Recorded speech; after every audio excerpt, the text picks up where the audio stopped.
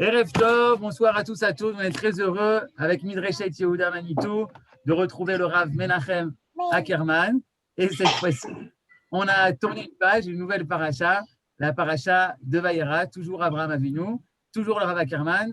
Et je pense qu'il va annoncer à vos questions, mais je laisse le Rav faire sa demande. Oui, Nachon Yefem. Donc, Bediouk, si vous avez des questions avant qu'on commence, Bessimcha Rabba. Sinon, vous pouvez même ouvrir au milieu pour participer à un shiur de Parashat Shavua.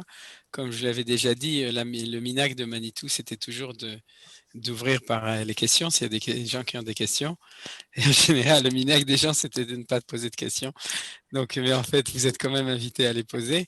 Je les note même si vous avez. Et puis, après ça, on commencera. Alors, si quelqu'un veut, Bessimcha Rabba. Bon, ben alors on commence le cours. D'accord. C'est-à-dire, alors, c'est pas grave. Si vous en avez au milieu, ce sera aussi bien. On va commencer. Alors, moi, je rappelle la question de Joseph. Pourquoi 20, Ah, ben oui. 30 et la négociation, tout ça. Il a fait. Eh bien, Youssef, je te remercie. En fait, j'ai un peu, grâce à ta question, j'ai décidé de parler de ça essentiellement, on peut dire, dans la deuxième partie. Dans la première partie, je vais faire un petit peu une lecture générale de la paracha, une vision comme ça de toute la paracha. Et le point sur lequel je voudrais me focaliser dans la deuxième partie, c'est le point que tu as demandé, Youssef. Donc, grâce à toi, c'est ça qui m'a inspiré cette semaine. Tov, donc, Hazakou Baruch. On va donc commencer. On peut commencer par une question. Ah ben voilà, il faut bien commencer par une question. Vous avez remarqué que les anges, ils viennent annoncer à Sarah qu'elle va avoir un enfant. Et c'est un petit peu bizarre parce qu'à la fin de la paracha de la semaine dernière, Akadosh Baruch Hu lui-même, Be'atzmo Bichvodo comme on dit, c'est-à-dire lui-même en personne, avait annoncé à Abraham qu'ils vont avoir un enfant. Alors, est-ce que vous croyez que c'est parce que Sarah ne savait pas? C'est un petit peu bizarre. Apparemment, Sarah et Abraham, ils étaient très communicatifs, ça se voit de partout. Donc, c'est sûr que si Hachem, il n'a pas dit, ne dit pas à Sarah, c'est une surprise. C'est-à-dire, donc, c'est évident que Sarah l'avait entendu. Plus que ça, est-ce que Yitzhak s'appelle Yitzhak à cause du rire d'Abraham, qui était la semaine dernière, ou du rire de Sarah, qui était cette semaine? C'est-à-dire, en fin de compte, on a deux passages qui sont absolument symétriques. Il faudrait rajouter que de toute façon, la paracha de Lech Lecha et la paracha de Vayera sont des parachas qui sont symétriques, puisqu'il y a énormément d'événements qui apparemment se répètent de l'un à l'autre, et c'est ce qui a amené le Rav Tzviuda à dire, et je pense qu'une partie de vous le savent, que dans son enseignement, chaque fois, il enseigne que les parachiotes, elles viennent zugot, couple par couple. Et c'est comme ça qu'il expliquait la dualité de Bereshit et de Noach, ensuite de Lech Lecha Vayera, etc., etc. Donc, vous êtes invité à lire les enseignements de Rav Tzviuda. À mon avis, ils ne sont pas traduits en français. Mais Sichot à Rav Tzviuda, vous pouvez les trouver, retranscrites en général par le Rav Aviner, Rav Shlomo Aviner. Mais en tout cas, ici, vous voyez que c'est très frappant. Je vais vous donner les différents exemples. Vous pouvez les retrouver. Il y a une histoire de Sdom avec Lot dans la paracha de Lech Lecha, une histoire de Sdom avec Lot dans la paracha de Vayera. Il y a l'histoire de la naissance de Yitzhak ici, il y a l'histoire de la naissance ici. Il y a une histoire de Avram de la femme de Avram qui est prise. Il y a une histoire du renvoi de Ishmaël, c'est-à-dire, et ici, la semaine dernière, c'était le renvoi de Hagar, avant que Ishmaël de naisse, et ici, au tel point que souvent les gens, ils se souviennent même plus où est l'histoire, parce que c'est des histoires tellement parallèles l'une de l'autre. Donc ça, c'est un point de mire, justement, parce qu'il y a une parallèle entre les deux, mais je ne vais pas rentrer, c'est pas tellement, si, c'est quand même le sujet du développement que je vais faire au début, mais à propos donc de l'annonce faite. Pourquoi est-ce que les anges avaient besoin de venir pour annoncer? On raconte toujours, c'est tellement beau, Hachem il envoie les anges, parce qu'il voyait Abraham, il cherchait désespérément des invités à inviter, et personne ne venait parce qu'il y avait le Hadsin, et à ce moment-là, il lui envoie les anges pour lui annoncer, il les habille en homme pour qu'ils puissent faire Achnasat Ochim. Mais en fin de compte, bon, sérieusement, qu'est-ce que les anges ils ont dit? Ils ont dit que Sarah aura, mais plus que ça, même le moment où Yitzhak devra naître, c'est-à-dire un an exactement après, donc à Pessah, c'est déjà dit à Abraham, la Moed Azé, la Moed, je me souviens plus exactement du passage chez Abraham, mais c'est marqué, vous regarderez chez Abraham la même chose. D'accord? Alors, réponse à la question. Réponse de Manitou. Alors, je ne vous dis pas chaque fois que c'est Manitou, mais sachez que c'est du 80% Manitou, 70%, et puis un peu de grain de sel de moi aussi. Alors, donc, Manitou disait que, en fin de compte, il y a un point essentiel, et c'est celui que je vais développer maintenant, c'est qu'il y a promesse et réalisation de la promesse. C'est-à-dire que dans la paracha de Lech Lecha, c'est la paracha de la promesse. Et la paracha de Vayera, c'est la réalisation de la promesse. Et pourquoi est-ce que l'ange vient? Pour dire que ce que Hachem a promis à Abraham, qu'ils auront un enfant qui s'appellera Yitzhak, avec des conditions, changement de nom, Brit Mel, etc., le temps est arrivé de réaliser la promesse. Vous comprenez? Il y a en ivrite une phrase célèbre des politiciens, Iftarti, avalo iftarti le kayem. J'ai promis, mais j'ai pas promis de réaliser ce que j'ai promis. Alors maintenant, avec les Américains, on espère que ça va mieux se passer. Je suis pas très optimiste, mais en tout cas, on pourrait dire Paracha de Lech Lecha c'est Iftarti et Paracha Vayera c'est Ani Mekayem Iftachati, je réalise ma promesse. Et c'est pour ça que les anges viennent. Ils viennent pas pour annoncer qu'il va y avoir un enfant, mais pour annoncer que maintenant, ça se réalise. Vous voyez la différence entre les deux? C'est très important. Et de ce point de vue-là, c'est quelque chose qui est, on va voir que c'est un des points, c'est peut-être le point essentiel de notre paracha, c'est, Manitou appelait ça l'ouverture du shefa, c'est-à-dire du bienfait, de la bracha, de la bénédiction, qui commence avec le début de notre paracha, avec comme référence la Brit Mila. Et on va voir peut-être pourquoi, c'est-à-dire que l'acte de la Brit Mila, ça s'appelle aussi un acte d'ouverture du Shefa. Vous savez qu'il y a la notion de Harel. Harel, c'est celui qui n'est pas circoncis. C'est un mot qui est utilisé dans plusieurs circonstances. Tout d'abord pour les fruits, il y a la Orla pendant les 3 premières années de l'arbre. Ensuite, il y a Moshe Rabbeinu qui était Haral Sefataim, ouais, c'est-à-dire avec ses lèvres, il disait Jaral pour vous.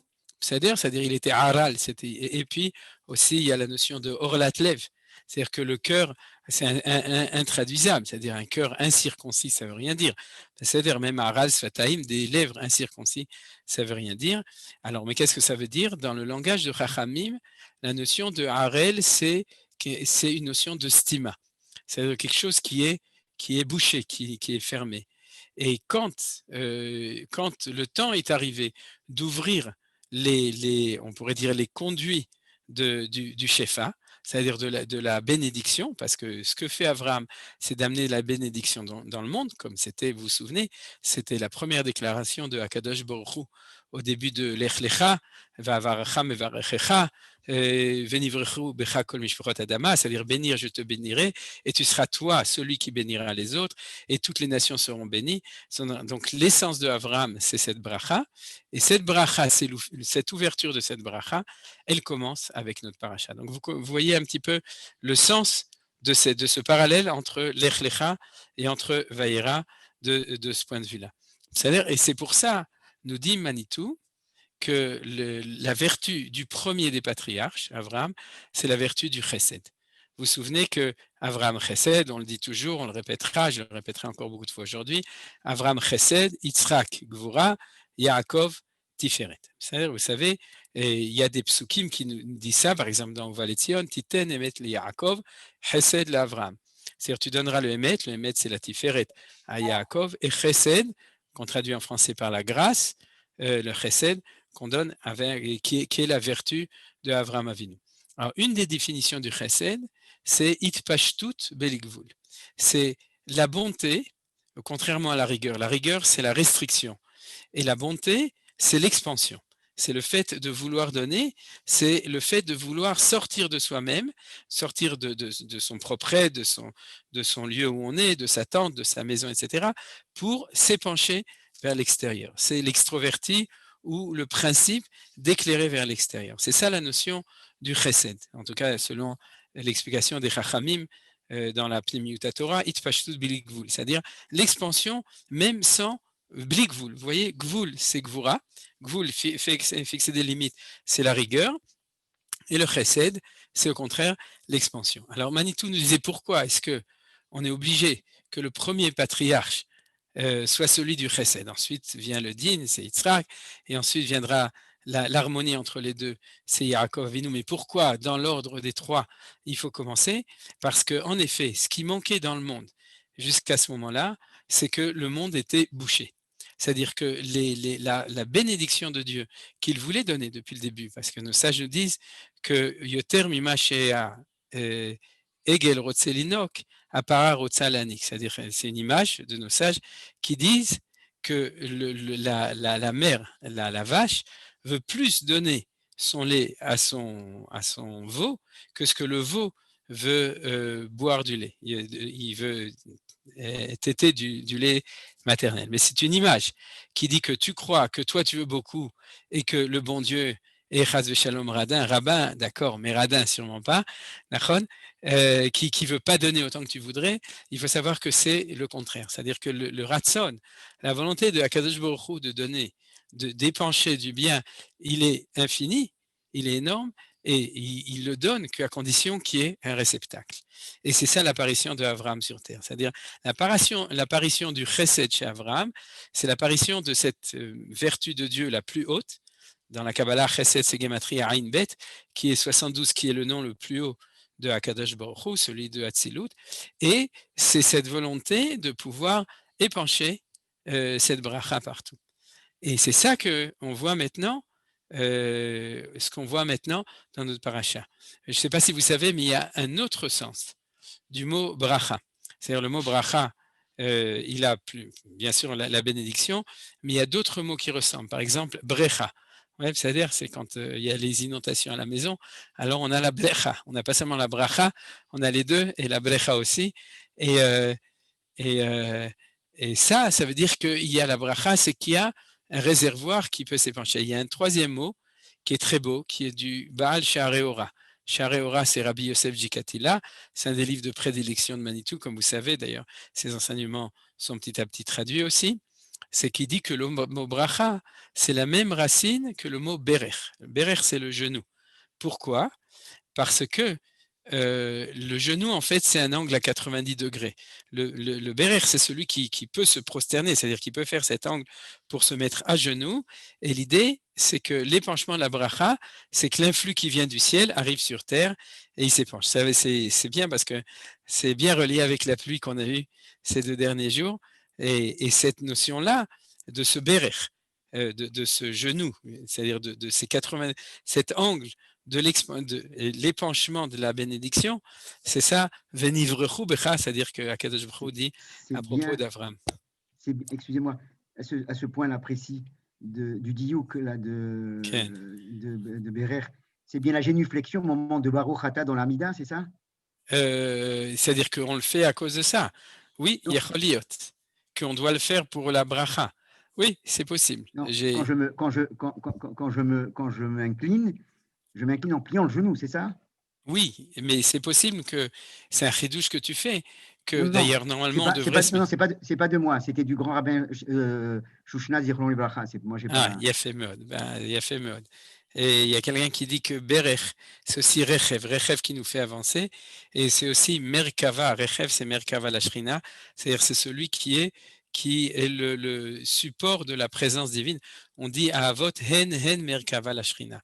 C'est-à-dire c'est ceux qui étaient le réceptacle de la Shrina, et c'est exactement ce qui arrive. C'est-à-dire pendant 2000 ans du Tohu, il y a une sécheresse de la bénédiction de Dieu. Il y a même, on pourrait dire, dans la lecture de Bereshit et de Noach, il y a malédiction, c'est-à-dire une situation du monde qui est terrible, parce qu'il n'y a pas quelqu'un, un premier, c'est Abraham, qui peut être celui qui va transmettre la bracha. Donc, vous comprenez aussi le rapport avec le fait de faire la mila, c'est-à-dire d'enlever c'est-à-dire on pourrait dire ce bouchon ou cette chose qui empêchait la bracha de pouvoir descendre. Et c'est pour ça qu'au moment où Akadosh Baruch Hu a décidé, il lui donne la mitzvah de Brit Mila, il y a le changement de nom, et à ce moment-là, Abraham devient ce tzinor, c'est-à-dire ce conduit qui amène la bracha partout.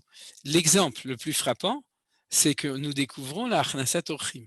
C'est-à-dire que quand on commence la paracha de cette semaine, qui est cette paracha de la bracha, la réalisation de la bracha, du chesed, d'accord, du chesed de l'Avraham, à ce moment-là, la première chose, on ne savait pas encore, c'est que Abraham, lui, a compris qui il est, il a reçu cette identité, il l'a vraiment complètement intégré. On avait vu la semaine dernière que c'était le processus dans lequel il atteignait sa mida, sa vertu, et que maintenant qu'il l'a, donc il la réalise. La première chose qu'il fait, Achnasat Ochim, vous comprenez, la Achnasat Ochim à l'horizontale vis-à-vis des autres gens, c'est le fait de donner ce qu'on a vers l'extérieur, d'ouvrir sa tente, de pouvoir être prêt à accueillir tout le monde et à regarder toujours à l'extérieur pour pouvoir leur donner. Et c'est ça qui est, est tellement extraordinaire dans la première partie de notre paracha. Vous vous souvenez, tout le monde connaît, tellement extraordinaire, Vela Bakar Atzavram, comment est-ce qu'Avram court vers le Bakar et qui dit à Sarah qu'elle doit aller chez l'opticien parce qu'elle dit qu'elle louche. Louchi ve Ugot. C'est-à-dire, alors, il lui dit de préparer aussi et tout ça. Et là-dessus, je voudrais, parce que je ne peux pas m'empêcher de citer un enseignement extraordinaire de Mori Verabi, Arav et Moshe Bochko, Zecher Tzadik Vekadosh Livracha, je le cite moins souvent, mais je me souviens, à l'âge de 15 ans, être à la yeshiva à Montreux et que Rav Moshe nous donnait un cours sur Parashat Lech Lecha. Et quand il nous parlait de l'accueil des Achnasat Ochim, l'accueil des invités, on avait l'impression qu'il était lui-même en train de courir pour aller accueillir des invités. C'était quelque chose qui était absolument exceptionnel, c'est-à-dire sa manière de vivre et de nous faire vibrer avec l'enseignement. Et vous savez que quand Avraham Avinu doit accueillir ses invités, il est dans un dilemme extrêmement pénible. Quel est le dilemme? C'est que Akadosh Baruch Hu vient de le visiter. Je n'ouvre pas encore, j'ai préparé tout le texte, mais je pense qu'il est suffisamment connu au début pour ne pas avoir besoin de lire les versets. Vous êtes versés dans les versets, mais en tout cas, vous vous souvenez que Hachem, Vaïra Elav Hachem, Hachem se révèle à lui. D'ailleurs, dans cette nouvelle manière qui est celle d'après la Mila, il est assis ou il est debout, alors qu'avant, il tombait la semaine dernière parce qu'il n'avait pas la possibilité d'être dans un face-à-face vis-à-vis de Akadosh Baruch Hu. Et à ce moment-là arrivent les 3 anges que Akadosh Baruch Hu a envoyés. Et Avram, qui ne le sait pas, il est très embêté parce qu'il ne sait pas s'il faut courir pour recevoir les invités ou s'il faut rester avec Akadosh Baruch Hu. Bien entendu, chaque personne religieuse aurait tendance à dire si pour la première fois Akadosh Baruch Hu me rend visite, alors les invités pourront attendre. Et Avraham dit non, il dit je donne la préférence. Et la Gemara dans Maseret Shabbat dit Gdola achnasat ochim mi kabbalat pene ashrina. C'est-à-dire de là on apprend que le fait d'accueillir des invités est plus grande Gdola mika que le fait de recevoir la phase de la Shrina. Et Rav Moshe disait non, c'est pas comme ça qu'il faut lire les choses. Il faut lire Gdola achnasat ochim sheba mitoch kabbalat pene ashrina. Mi, ça ne veut pas dire plus que, c'est la grandeur de l'achnasat ochim qui vient à partir du fait que je reçois la Shrina. C'est-à-dire, Abraham ne dit pas, comme la lecture classique à Kadosh Baruch Hu, attends-moi 2 minutes, j'ai quelque chose d'important à faire, ensuite je reviens. Il lui dit, ce que tu m'as enseigné, ce que tu m'as appris, c'est que le plus important, ce que tu veux le plus, c'est qu'on reçoive des invités, puisque c'est l'amida de Chesed, l'amida de Bracha que tu m'as donné. Donc, c'est ce que tu veux que je m'en aille pour pouvoir réaliser ta volonté et d'aller les recevoir. C'était ça l'enseignement de Rav Moshe qui est extraordinaire, de dire mitor kabbalat benashrina. Et c'est ce qu'on dit. C'est-à-dire que la vertu de Avraham, c'est la vertu du chesed, mais c'est la vertu de Eloké Avraham, c'est-à-dire du Dieu d'Avraham qui lui permet de réaliser ça. Et d'ailleurs, qui par l'intermédiaire d'Avraham amène cette bracha, venivrechu becha, c'est-à-dire c'est toi qui es l'intermédiaire pour cette bracha. Alors, où est-ce qu'on le voit dans la paracha? En vitesse, on va voir dans le texte de Parashat, dans le texte de notre paracha. Alors, vous me permettez juste, je m'arrange toujours pour qu'on puisse voir aussi les gens en même temps que ce qu'on étudie. Voilà. Alors, où est-ce qu'on le voit? On le voit entre autres dans le... vous voyez le texte, hein, j'imagine. Oui? Je l'ai mis, hein, je l'ai mis pour tout le monde. OK.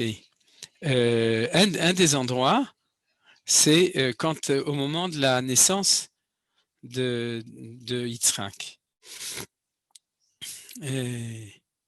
Alors, c'est encore après. C'est au chapitre 21, vous voyez, de notre paracha.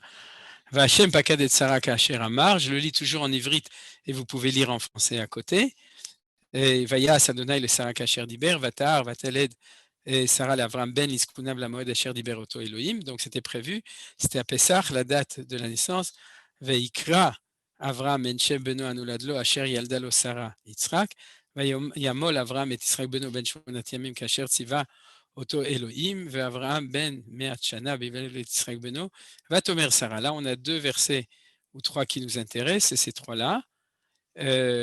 Vatomer Sarah, Tzrok Asali Elohim, Kol Hashomea Yitzhak li. Vatomer Mimile Avram Inika Banim Sarah, Ki Lati Ben Lizekunav. Alors, si vous me permettez, je vais aussi ouvrir parce qu'on va lire Rashi.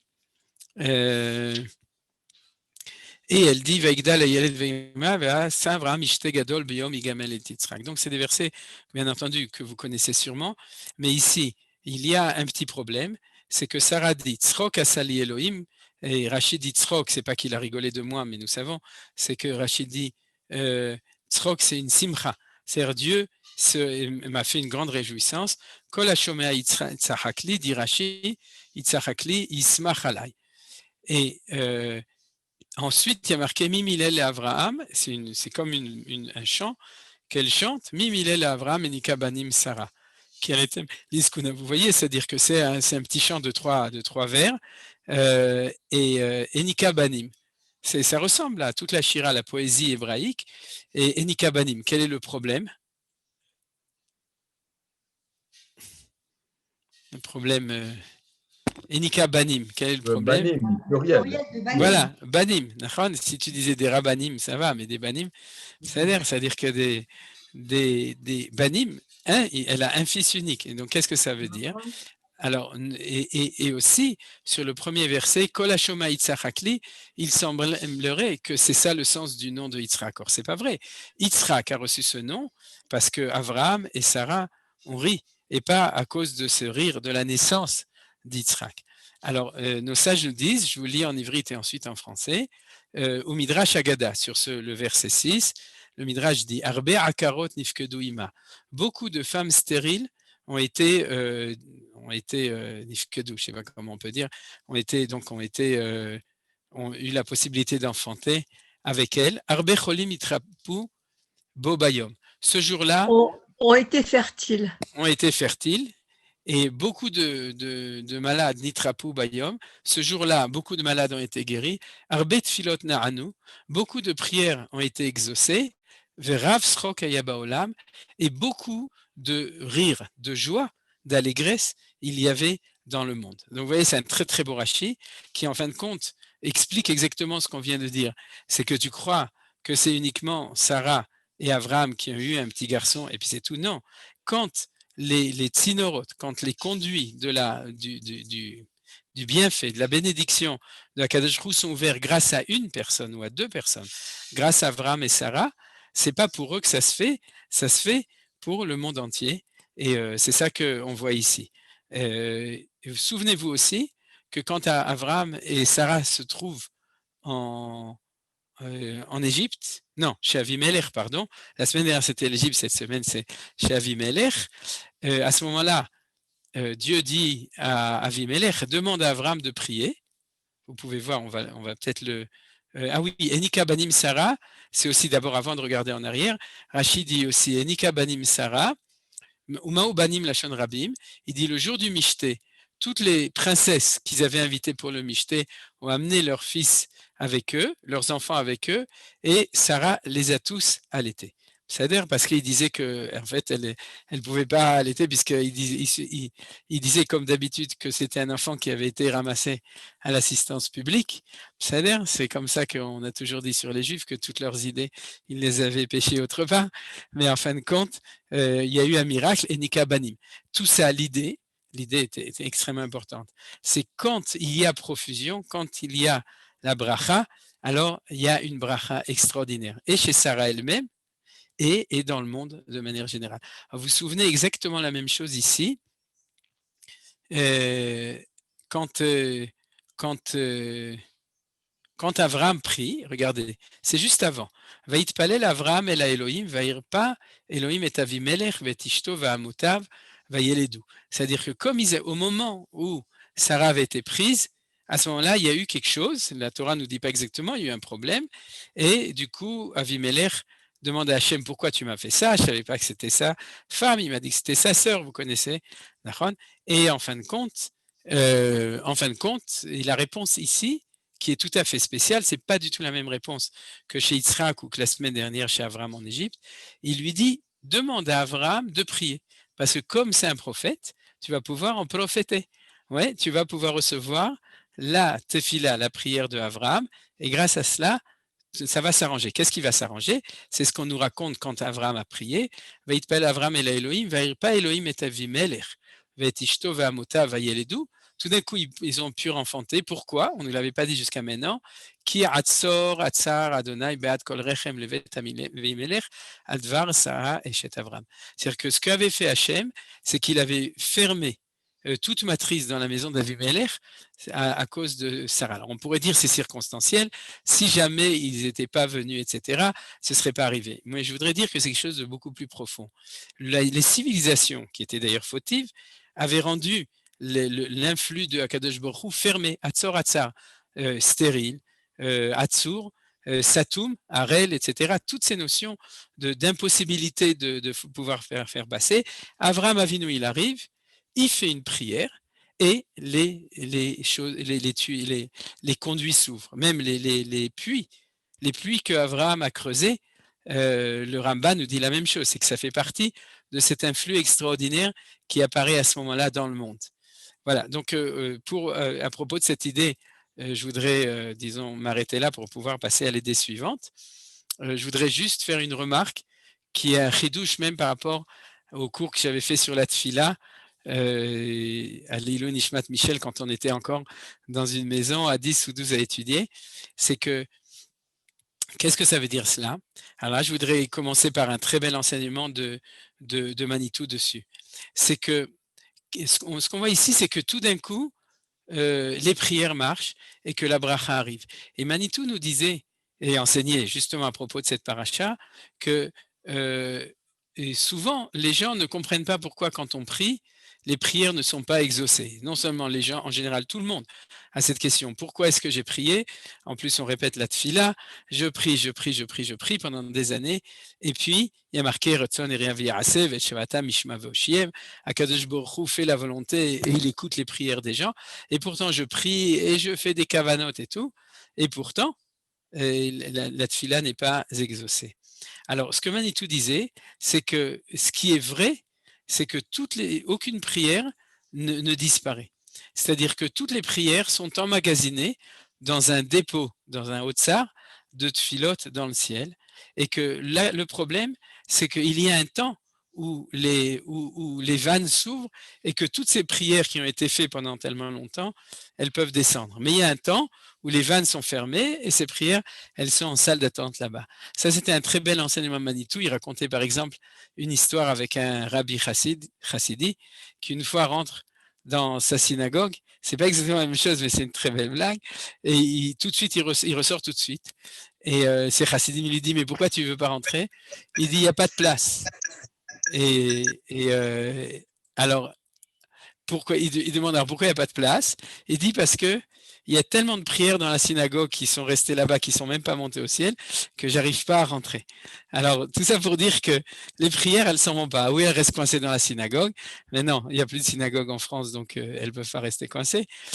Ou bien elles montent dans le ciel, elles sont en attente, et arrive un moment. C'est-à-dire il y a un décalage entre le temps de prière et le temps de réalisation. Et c'est exactement ce qu'on disait à propos de l'Ech Lecha et de Vayera. Il faut un tzaddik qui soit capable de déclencher cette possibilité-là. C'est le cas d'Avraham Avinu. Mais quand il le fait, c'est pas pour lui. C'est la notion du tzaddik Yesod Olam, Yesod, Amidata Yesod. C'est que quand il le fait pour tout le monde. C'est comme si tu ouvres un robinet. C'est ça les rabbanim. Les robinets, à ce moment-là, ils permettent d'amener l'influx pour le monde entier. C'est ça qu'on voit ici. Dans la tfila, c'est ça le chidouche que je voulais rajouter, on a deux brachot qui vont ensemble et qui pourtant nous disent, et on peut se demander, il y a Shomea tefila, et il y a Retse Hashem Elokeinu, Mamcha Israël ou Vitfilatam She. C'est-à-dire, s'il te plaît, écoute nos prières. Pourquoi est-ce qu'on dit deux fois la même chose? qui attache Shomea Tfilat Kol Pe Amcha Israël Berachamim, Baruch Ata Hashem Shomea, et tout de suite après on dit Retse. La réponse que je vous propose, c'est que quand il y a marqué Shomea Tefila, c'est qu'on affirme de manière absolue qu'Akadosh Baruch Hu écoute les tefilot. Ça veut dire quoi qu'il écoute? Chaque chose que tu demandes, il le note. Il en tient compte. Mais ça ne veut pas dire qu'il donne une réponse favorable. Lishmoa tefila, ça veut dire j'entends. J'ai bien entendu. Oui, non, pas forcément oui. Peut-être que non, peut-être que le temps n'est pas arrivé, la maturation, le mérite, etc. Mais comme on dit, si on n'était pas sûr que Dieu entendait les tefilot, on ne pourrait pas dire ça parce que c'est bracha levatala. On aurait dû marquer Ulai shomea tefila, mi yodaim shomea tefila, shema shomea tefila. Mais comme on affirme Baruch ata Hashem shomea tefila, ça veut dire que c'est sûr qu'il écoute. Alors s'il écoute la prière, comment ça se fait que c'est pas réalisé? Parce que le fait de l'entendre, ça veut dire que ça a été entendu. Les prières des Juifs pendant 2000 ans ont été entendues.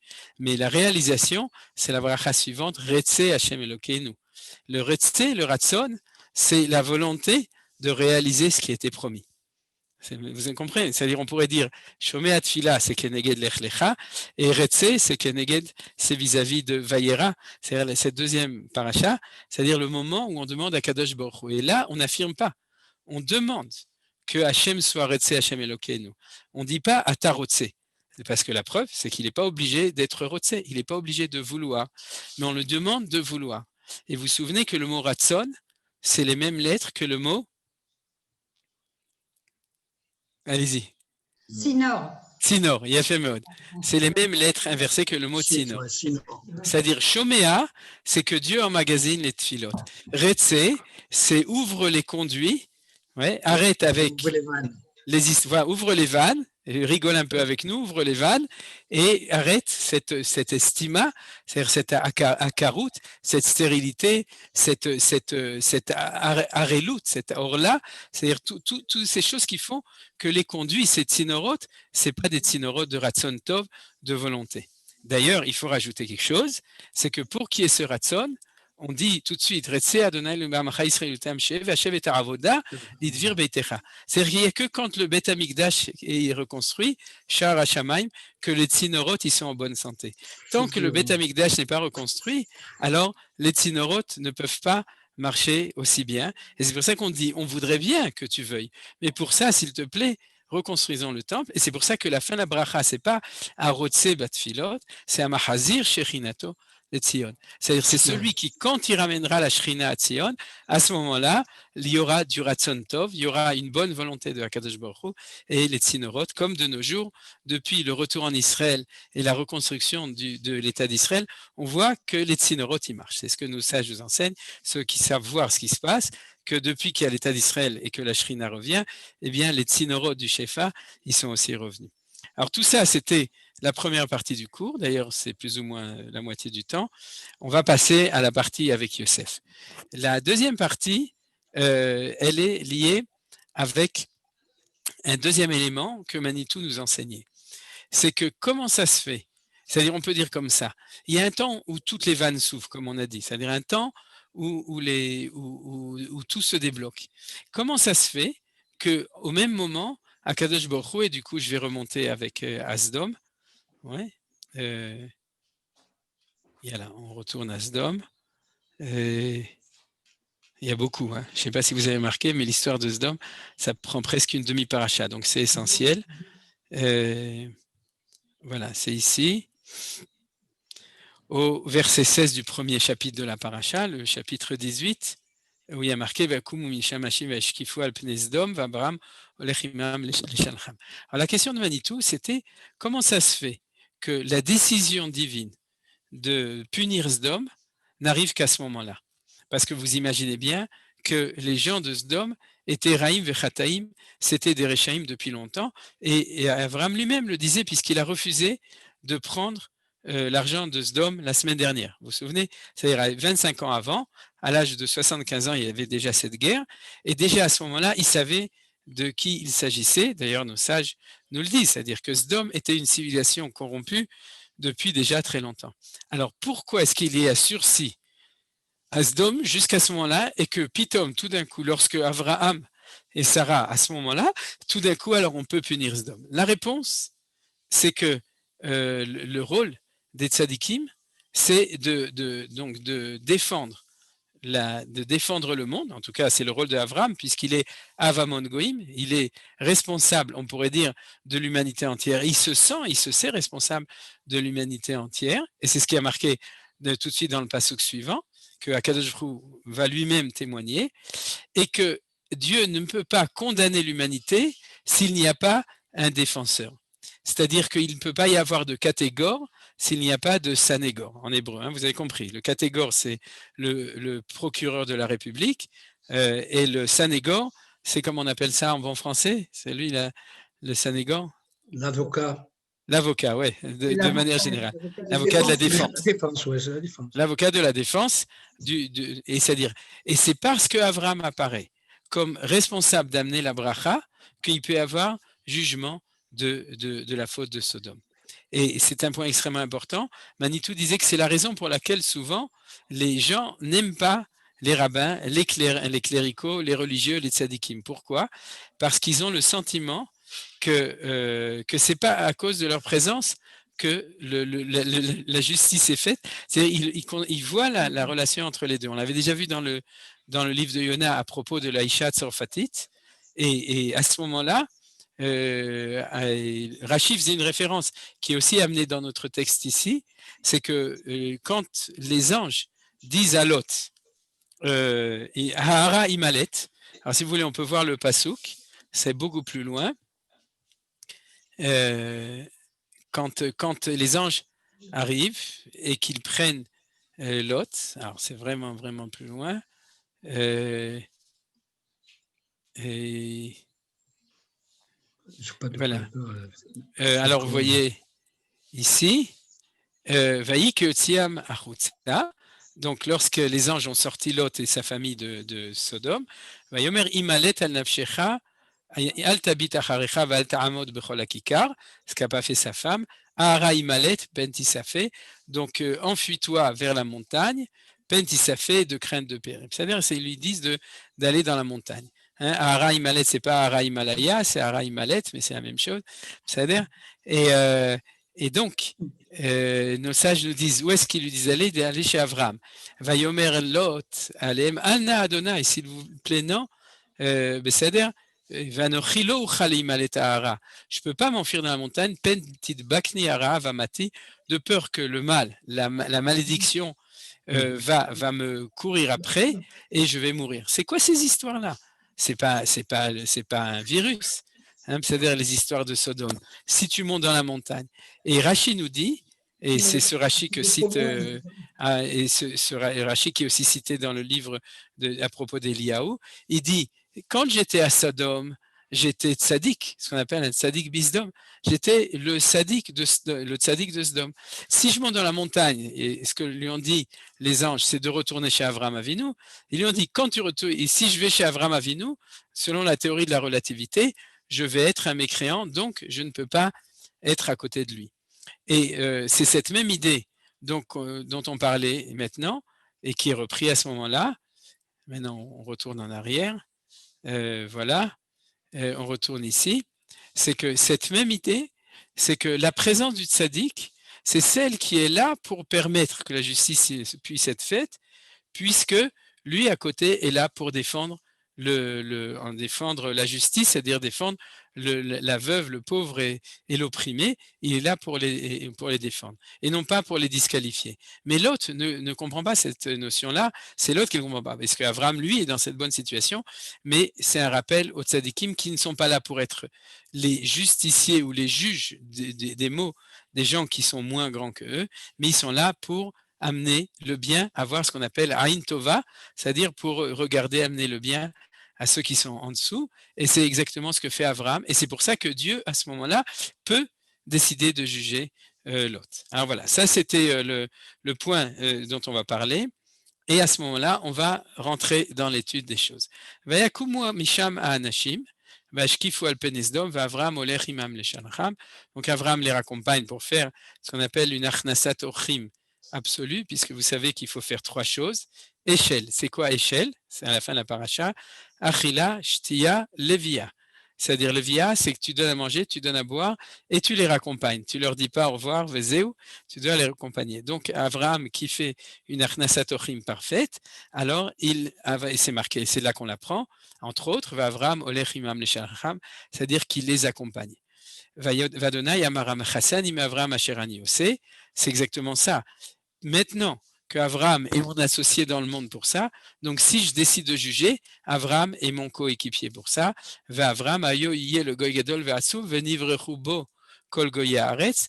Le rôle de Avraham et du peuple juif par la suite aussi, dans l'idéal, hein, d'accord, dans la situation idéale, c'est que le fait qu'Avraham est une grande nation, c'est ve'nivrechu bo kol goy haaretz. C'est-à-dire qu'il est celui qui est appelé à amener la bracha pour toutes les nations du monde. Venivre Chubo, vous voyez, en même temps le genou et en même temps la bracha pour toutes les nations. Donc, à ce moment-là, il doit aussi participer, et c'est ce que fait Avraham de manière la plus extraordinaire. Qui est dative? Et c'est ce verset sur lequel on va insister. Qui est dative? Ça veut dire quoi? Pas du tout distingué. Avraham, c'est pas un distingué. Il est dative, c'est que je le connais. Milachon, Da'at. Et vous savez que Da'at, c'est une des sphirotes d'en haut, comme on dit chez Chabad, Chochma, Bina, Vada'at. Donc Dieu dit que la relation entre Avraham et Dieu, c'est une relation de Da'at. La Da'at, c'est de la Chiba, toujours. Chiba, c'est de l'affection. C'est-à-dire, mais c'est plus que de l'affection, c'est une relation qui est au niveau du Da'at. Pourquoi? Le man asher yitzaveh et banav et beto acharav, veshamru derech Adonai, la sot tzedaka ou mishpat, le man avi Adonai l'Avraham et asher diber alav. Alors ça veut dire quoi tout ça? Ça veut dire que je sais que lui, le message qu'il va transmettre, c'est le Derech Hashem. Derech Hashem, ça veut dire quoi? Il y a d'autres voies dans le monde. Il y a une voie qui s'appelle le Derech Hashem, et ça s'appelle la Asot Tzedaka ou Mishpat. C'est-à-dire la voie de Hakadosh Baruch Hu, c'est de faire Tzedaka ou Mishpat. Alors, vous pouvez tout de suite remarquer que, et d'ailleurs, ça suit un petit peu le cours qu'on a fait cette semaine aussi dans Yona, pour que ceux qui étaient là, c'est que, est-ce que Tzedaka ou Mishpat, ça veut dire la même chose? Oui, un peu, parce que ça fait faire justice à quelqu'un. Oui, alors Mishpat, c'est justice, et Tzedaka, c'est pas Tzedek. Hein. Tzedaka au féminin, c'est la vertu de réparation. Non, c'est pas non plus réparation, Ah non, c'est Chesed. Tzedaka, Chesed. c'est une vertu de Chesed, d'accord? Et Mishpat, c'est une vertu. La vertu. C'est-à-dire, d'ailleurs, ici, ils disent la vertu, mais bon, il y a plein de vertus. Comme on dit, on envoie des vers et des pas mûrs, des vertus. Et donc,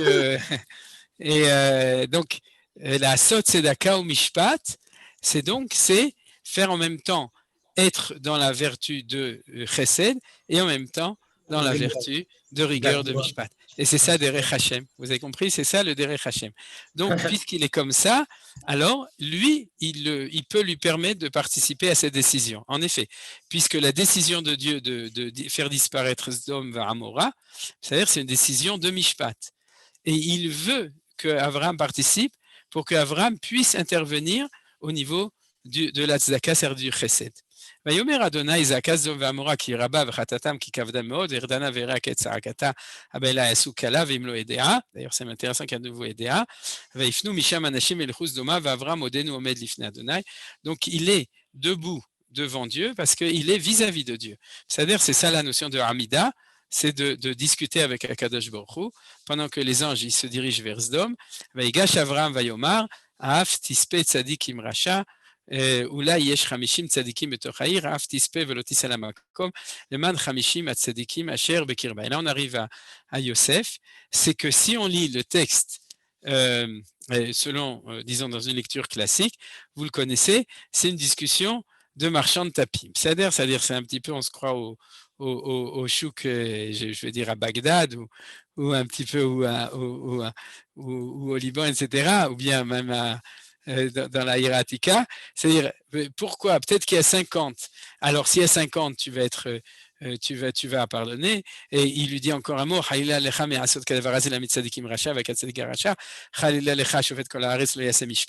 qui est une phrase extrêmement virulente dans le fait que Avraham est Omed l'ifnei Hashem, c'est-à-dire il est contre vis-à-vis de lui en face, et que, comme nous disent nos sages, il s'est préparé à discuter avec Dieu, même en étant prêt à lui faire la guerre. quitte à ce que la moutarde de Dieu lui monte au nez. Vous savez pourquoi la moutarde lui est montée au nez? Parce qu'il parlait de Amora, Sdom ve Amora, vous avez compris. Donc après ça, qu'est-ce qui se passe? Vayomer Adonai, imem tza bezdom chamishim tzedek b'orei v'nasei la makom ba'avuram. Il dit, OK, s'il y a 50. Alors donc, il a dit non. Alors, on descend à 45. Et puis après 45, il lui dit peut-être qu'il y en aura 40. Et puis après 40, il lui dit peut-être qu'il y en aura 30. Et après 30, 20. Et après 10. Et puis comme si Akadosh Baruch Hu lui dit l'ashrit bavura asera, s'il y en a 10, je fais rien. Et donc sous-entend, il n'y en a pas 10. Donc Vaïler Kacher Kila les Daber el Avram, il est parti vers Avram Shavlim Komo et Avram est retourné chez lui. La prière était finie.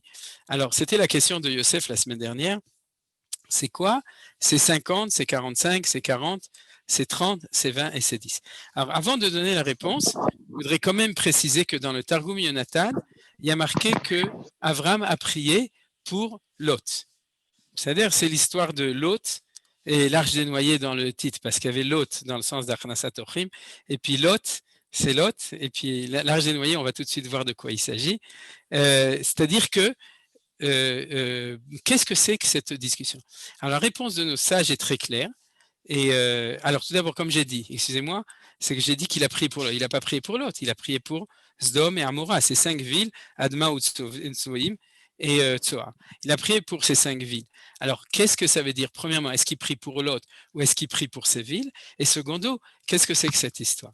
Alors la réponse, elle est connue, elle est classique, mais je voudrais insister dessus, c'est la réponse de nos chachamim. C'est qu'ils disent qu'en fin de compte, c'est justement pas une discussion de marchand de tapis.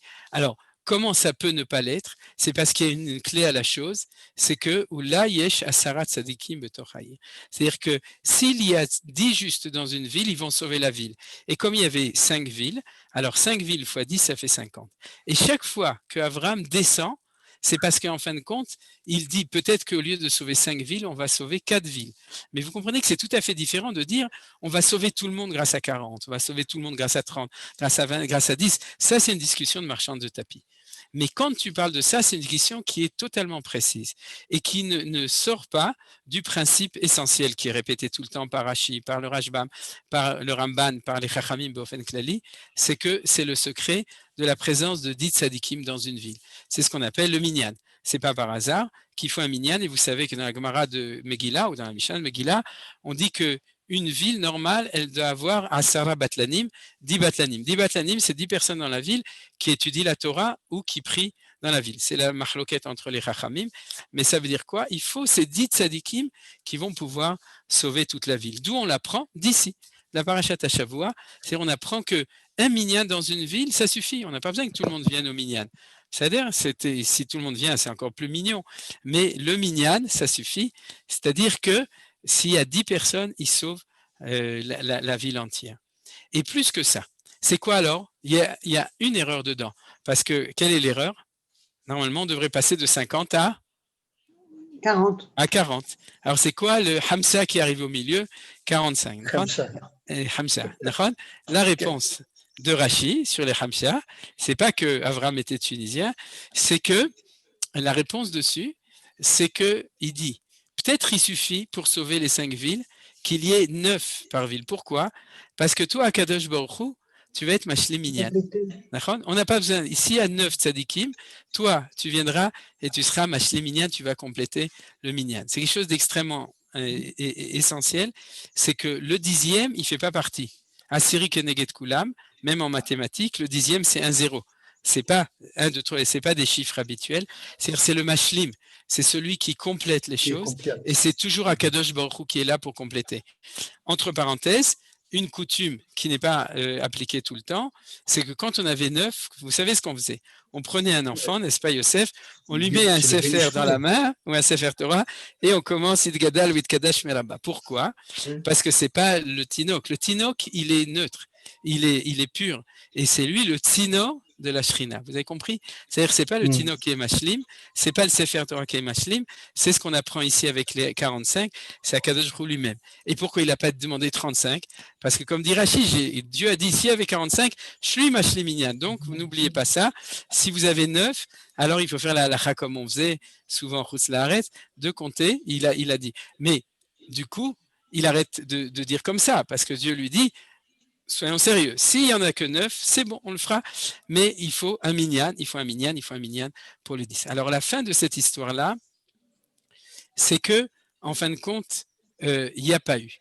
Mais est-ce que donc Avraham Avinu a raté son coup? C'est-à-dire que toute cette prière, j'avais l'habitude les années d'avant de dire que, en fin de compte, c'était un Shoméat Tfila où Avraham prie et Dieu répond non. C'est ça ce qui a l'air d'être. Mais ce n'est pas exactement comme ça. Il faut regarder les choses un tout petit peu plus profondément. Parce que tout d'abord, il y a ici une discussion un peu plus profonde. Reprenons les versets. Ici, c'est que dans la prière d'Avraham, il dit comme ça. Ula yesh tzadikim, chamishim tzadikim betoch ha'ir, af tispe tzadikim rasha, af tispe, velo tisel hamakom leman chamishim tzadikim asher bekirba. C'est-à-dire que le premier argument d'Avraham, c'est que s'il y a 10 justes, ils doivent sauver toute la ville.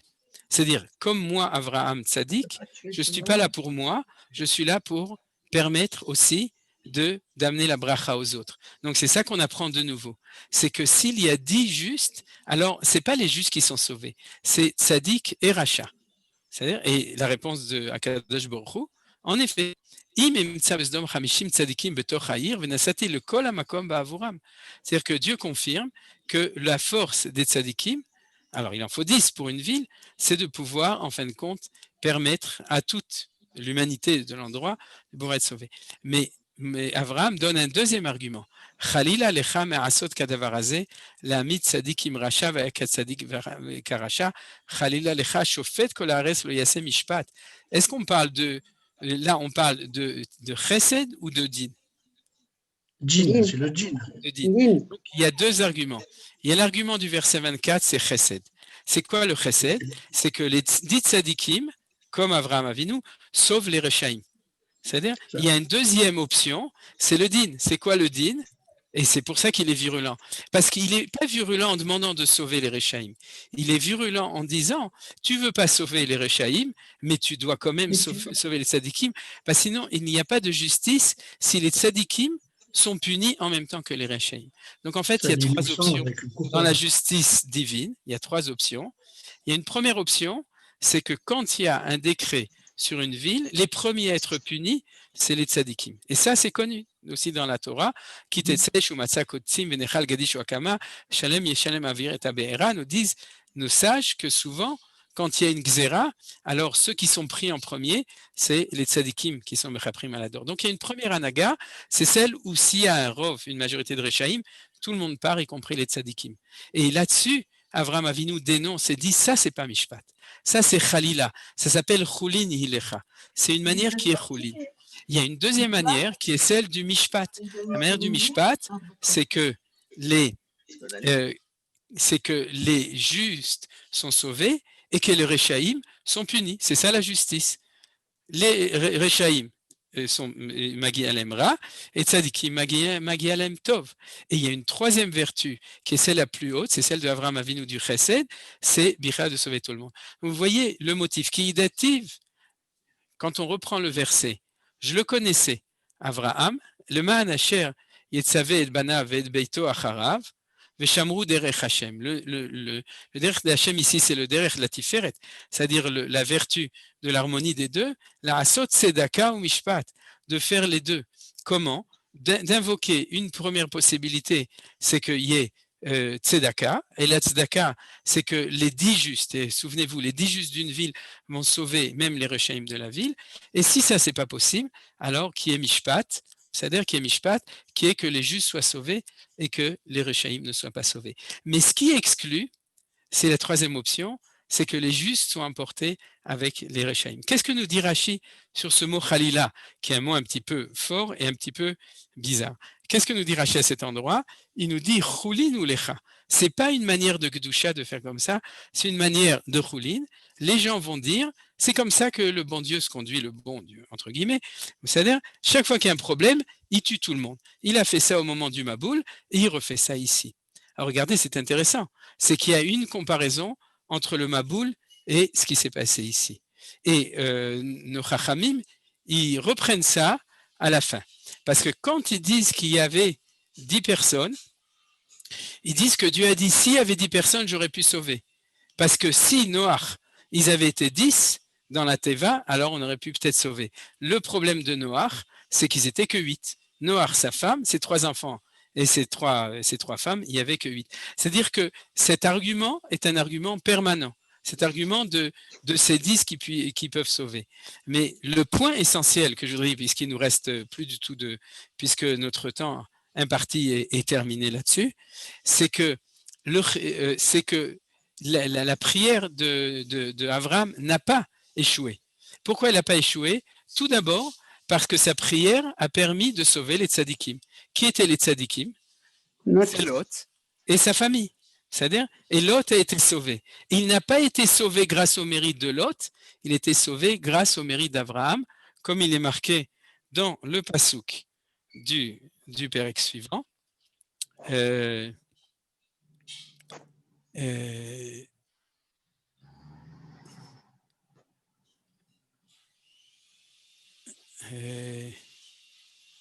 Voilà, verset 27, Vayashkem Avraham baboker, Ela makom asher amad sham et pene Adonai.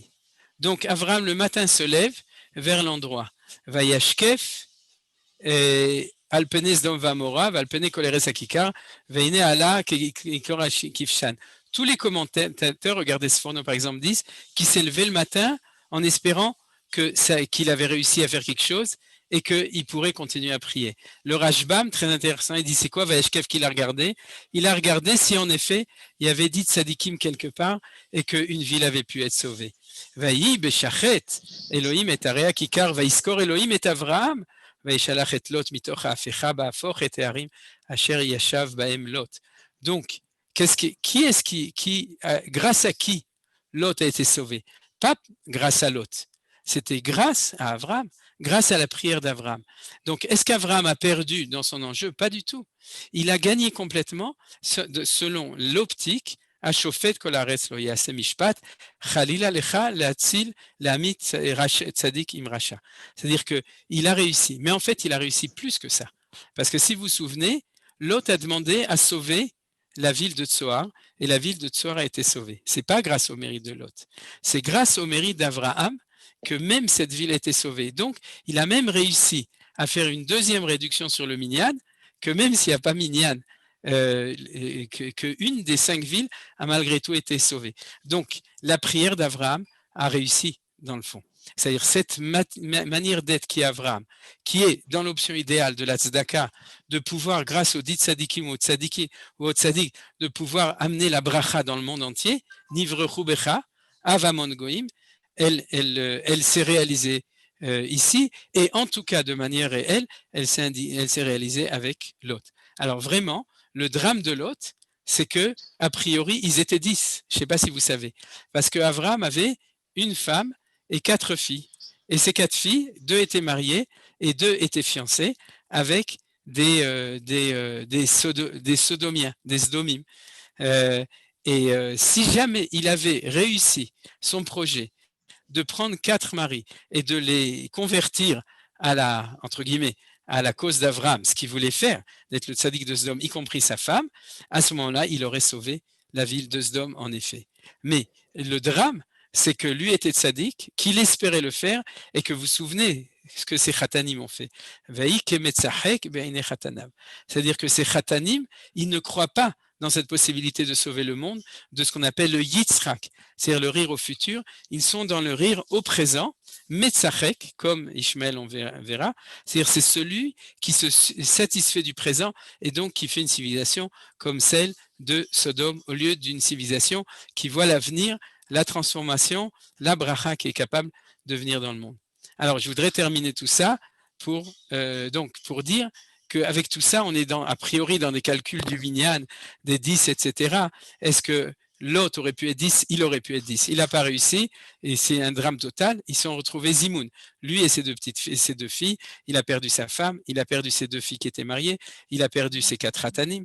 Donc, en fin de compte, c'est une catastrophe. C'est-à-dire c'est un essai de tzaddik qui est caricatural qui n'est pas réussi.